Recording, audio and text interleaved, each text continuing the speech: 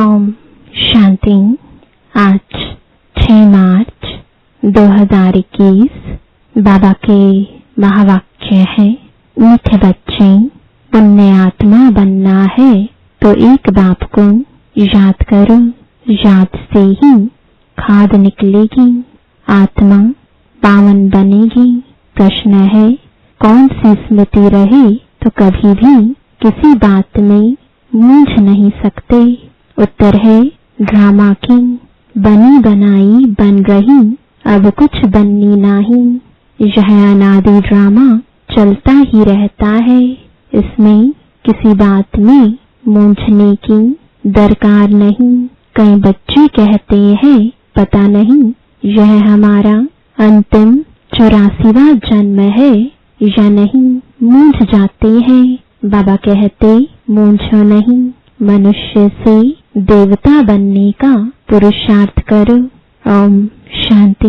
बच्चों को ओम शांति के अर्थ का तो पता है कि मैं आत्मा हूँ और मुझ आत्मा का स्वधर्म है शांति।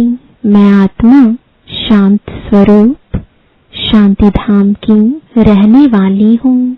यह लेसन पक्का करते जाओ। यह कौन समझाते हैं? शिव बाबा। याद भी करना है शिव बाबा को। उनको अपना रथ नहीं है, इसलिए उनको बैल दे देते हैं। मंदिर में भी बैल रख दिया है। इसको कहा जाता है पूरा अज्ञान। बाप समझाते हैं बच्चों को अथवा रूहों को, यह है रूहों का बाप शिव। इनके नाम तो बहुत हैं, परंतु बहुत नाम से मूंझ पड़े हैं। वास्तव में इसका नाम है शिव। शिव जयंती भी भारत में मनाई जाती है। वह निराकार बाबा है, आकर पतितों को पावन बनाते हैं। कोई ने भागीरथ, कोई ने नंदीगढ़ कह दिया है। बाप ही बताते हैं कि मैं कौन से भाग्यशाली रथ में आता हूँ। मैं ब्रह्मा के तन में प्रवेश करता हूँ। ब्रह्मा द्वारा भारत को स्वर्ग बनाता हूँ। तुम सब भारतवासी जानते हो ना कि लक्ष्मी नारायण का राज्य था। तुम सब भारतवासी बच्चे आदि सनातन देवी देवता धर्म वाले थे, स्वर्गवासी थे। 5000 वर्ष पहले जब मैं आया था तो सभी को सतोप्रधान स्वर्ग का मालिक बनाया था। फिर पुनर्जन्म जरूर लेना पड़े। बाप कितना सीधा बताते हैं। अब जयंती मनाते हो, बाबा की पधरामणी हुए अभी 85 वर्ष हुए। फिर साथ साथ ब्रह्मा विष्णु शंकर की भी पधरामणी है। त्रिमूर्ति ब्रह्मा की जयंती कोई दिखाते नहीं है, दिखाना जरूरी है, क्योंकि बाबा कहता है मैं ब्रह्मा द्वारा स्थापना फिर से करता हूँ, ब्राह्मण बनाता जाता हूँ। तो ब्रह्मा और ब्राह्मण वंशियों का भी जन्म हुआ। फिर दिखाता हूँ कि तुम सो विष्णुपुरी के मालिक बनेंगे। बाप की याद से ही तुम्हारी खाद निकलेगी। भल भारत का प्राचीन योग मशहूर है, परंतु वह किसने सिखाया था यह कोई नहीं जानते। खुद कहते हैं, हे बच्चे, तुम अपने बाप को याद करो। वर्षा तुमको मेरे से मिलता है। मैं तुम्हारा बाप हूँ। मैं कल्प कल्प आता हूँ, आकर तुमको मनुष्य से देवता बनाता हूँ, क्योंकि तुम देवी देवता थे। फिर 84 जन्म लेते लेते आकर पतित बने हो। रावण की मत पर चल रहे हो। ईश्वरीय मत से तुम स्वर्ग के मालिक बनते हो। बाप कहते हैं, मैं कल्प पहले भी आया था।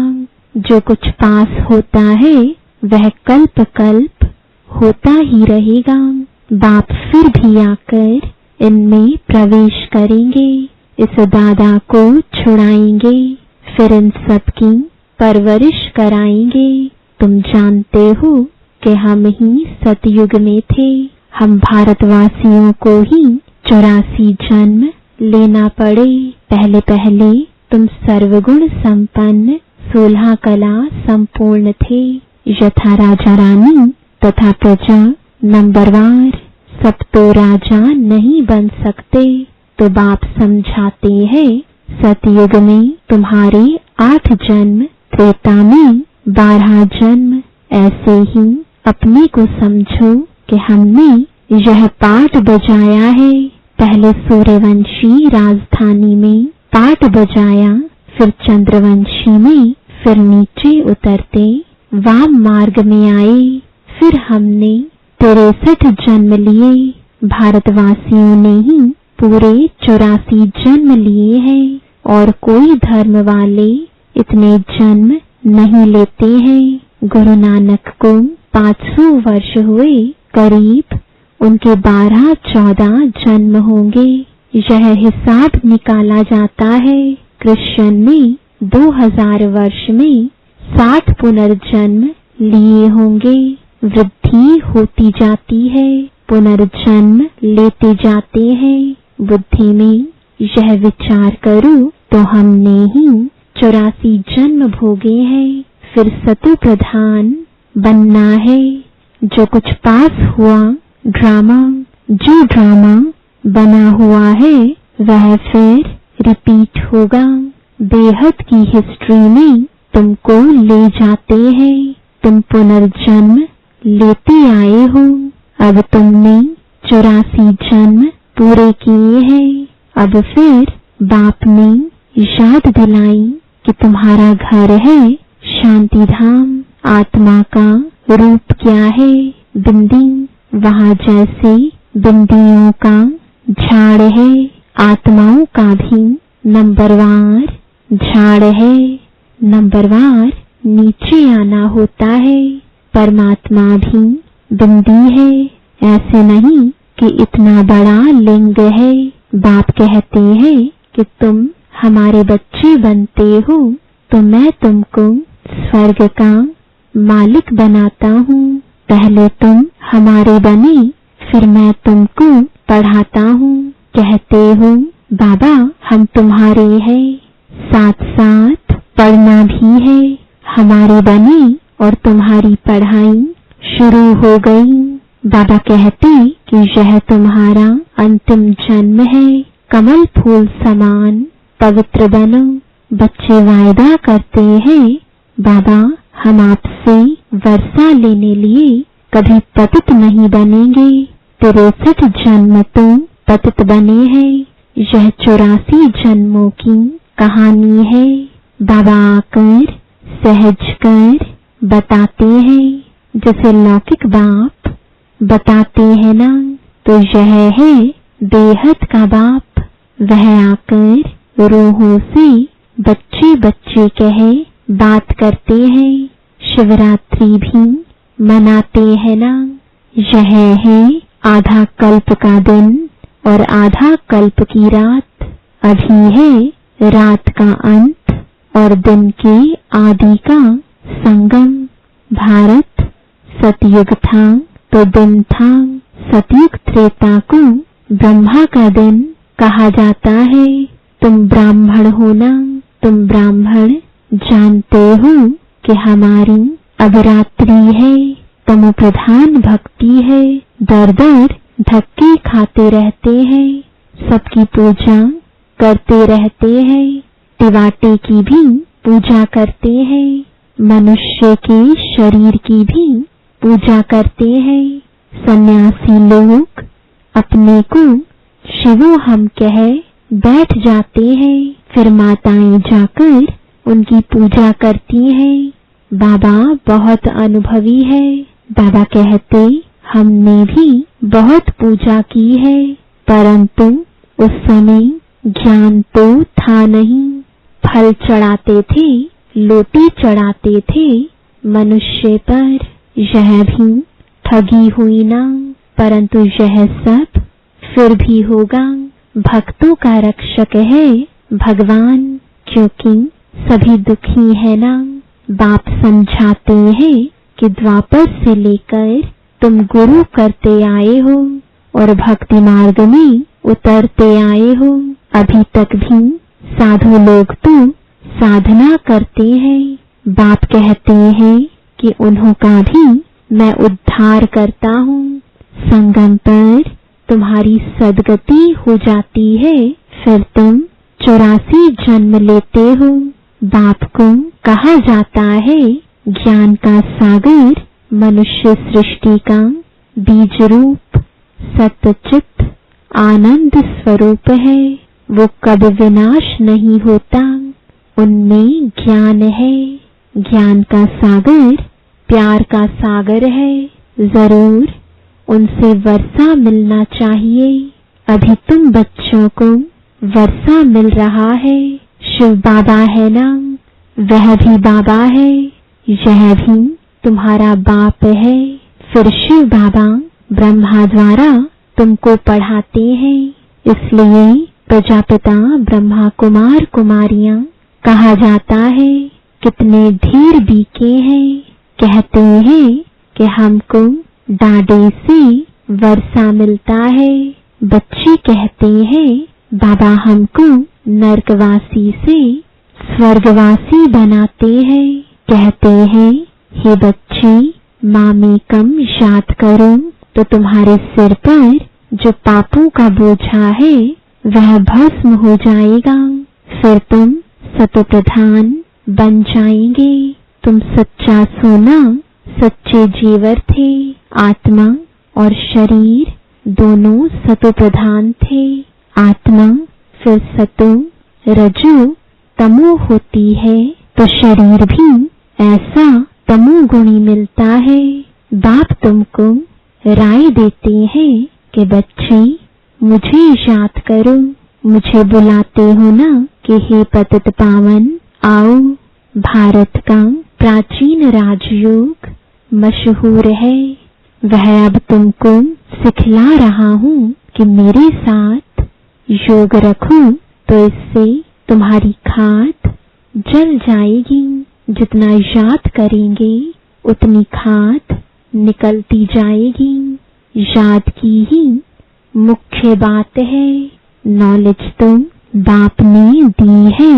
सतयुग में यथा राजा रानी तथा प्रजा सब पवित्र थे, अभी सब पतित हैं। बाप कहते हैं कि इनके बहुत जन्मों के अंत के जन्म में मैं प्रवेश करता हूँ। इसको कहा जाता है भाग्यशाली रथ। यह पढ़कर फिर पहले नंबर में जाते हैं। नंबरवार तो बनते हैं ना, मुख्य एक नाम होता है। बाप ने बच्चों को 84 जन्मों का राज अच्छी रीति समझाया है। तुम आदि सनातन देवी देवता धर्म के हो, न कि हिंदू धर्म के। तुम कर्म श्रेष्ठ धर्म श्रेष्ठ थे। फिर रावण के प्रवेश होने से धर्म कर्म भ्रष्ट हो गए हो। अपने को देवी देवता कहलाने में लज्जा आती है, इसलिए हिंदू नाम रख दिया है।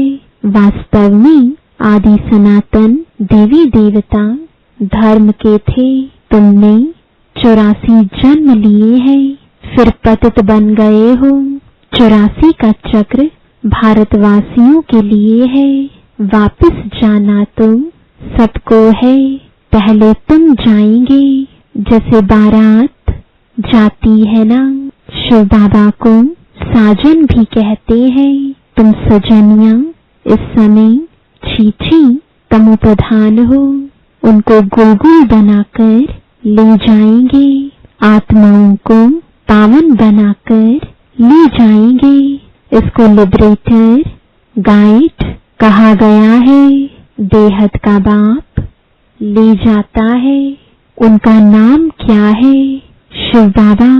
नाम शरीर पर पड़ता है, परंतु परमात्मा का शिव ही नाम है। ब्रह्मा विष्णु शंकर का तो सूक्ष्म शरीर है, शिव बाबा का तो कोई शरीर है नहीं, उनको शिव बाबा ही कहते हैं। बच्चे कहते हैं, हे माता पिता, हम आपके बालक बने हैं। दूसरे तो पुकारते रहते हैं, क्योंकि उन्हों को पता नहीं है। अगर सबको पता पड़ जाए तो मालूम नहीं क्या हो जाए। दैवी झाड़ का अभी सैपलिंग लगता है। हीरे से कौड़ी बनने में 84 जन्म लगते हैं। फिर नए सिर से शुरू होगा वर्ल्ड की हिस्ट्री, ज्योग्राफी रिपीट होगी। बाप समझाते हैं कि तुमने पूरे 84 जन्म लिए हैं। 84 लाख तो हो ना सके, यह बड़ी भूल है। 84 लाख जन्म समझने कारण कल्प की आयु लाखों वर्ष कह दी है। यह है बिल्कुल झूठ। भारत अब झूठ खंड है। सच खंड में तुम सदा सुखी थे। इस समय तुम 21 जन्म का वर्षा लेते हो। सारा तुम्हारे पुरुषार्थ पर है। राजधानी में जो चाहो वह पद लो। इसमें जादू आदि की कोई बात नहीं है। हाँ, मनुष्य से देवता जरूर बनते हैं। यह तो अच्छा जादू है ना। तुम सेकंड में जान लेते हो कि हम बाबा के बच्चे बने हैं। कल्प कल्प बाबा हमको स्वर्ग का मालिक बनाते हैं। आधा कल्प भटकते आए हो। स्वर्गवासी तो कोई भी हुआ नहीं। बाप आकर तुम बच्चों को लायक बनाते हैं।